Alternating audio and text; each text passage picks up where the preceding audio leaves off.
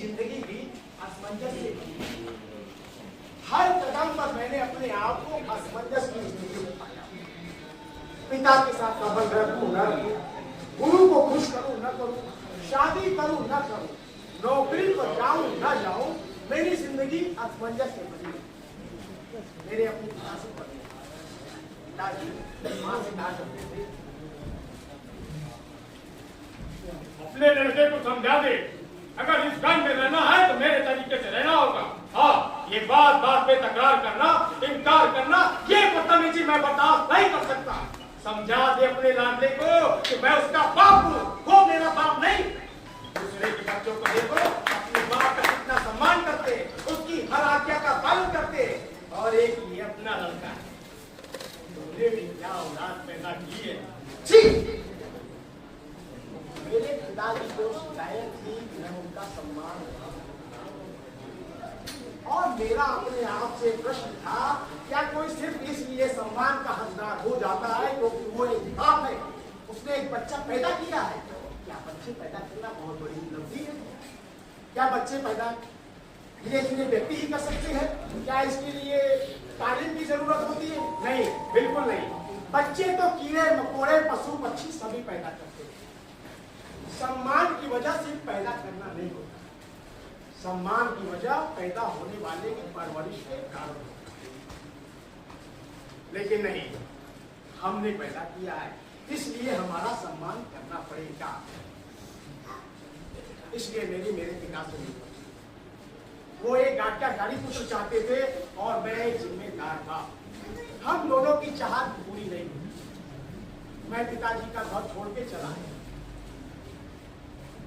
इस बात को कई वर्ष गुजर चुके, लेकिन आज भी मैं अपने संपर्क में आने वाले हर पिता से कहता हूँ, आप आज्ञाकारी पुत्र की कामना कभी मत करना।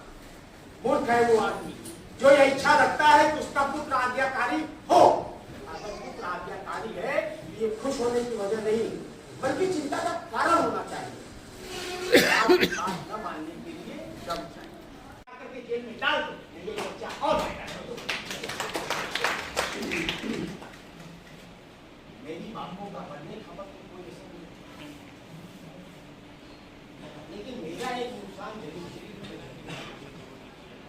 फिर मुझे मोहल्ले में छठी का निमंत्रण नहीं। बच्चे लगातार पैदा होते, छठी मनती रही, निमंत्रण बढ़ते रहे, महफिलें सजती रही, लेकिन उसमें असमंजस बाबू कहीं नजर नहीं।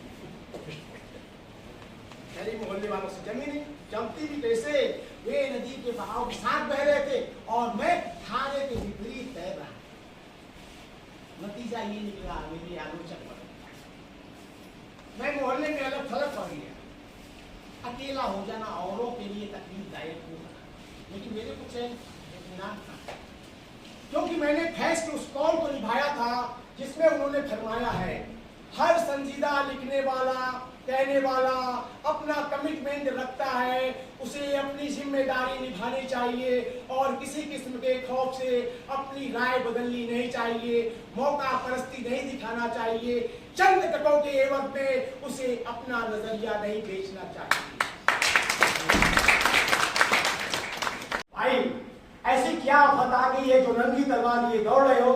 कलीमुद्दीन बोला, ये वक्त पास करने का नहीं है, इस्लाम खतरे में, मुसीबत में है। मैंने कहा, अरे भैया, ये ऐसा कैसा मजहब है जो अब चौथे दिन मुसीबत में आ जाता है? इतने कमजोर मजहब को तो दूर से ही सलाम कर। अरे पगले, मजहब इंसान को संभालता है, इंसान मजहब को नहीं। अब उसी दिन की बात है, सलीम घुटना तलवार लिए बड़बड़ा रहा था, साले को जिंदा नहीं छोड़ूंगा, साले को जिंदा नहीं छोड़ूंगा। मैंने कहा, अरे भाई, ऐसी क्या कियामत आ गई जो एकदम आ गया, पार की बात आ गई, किसे नहीं छोड़ोगे?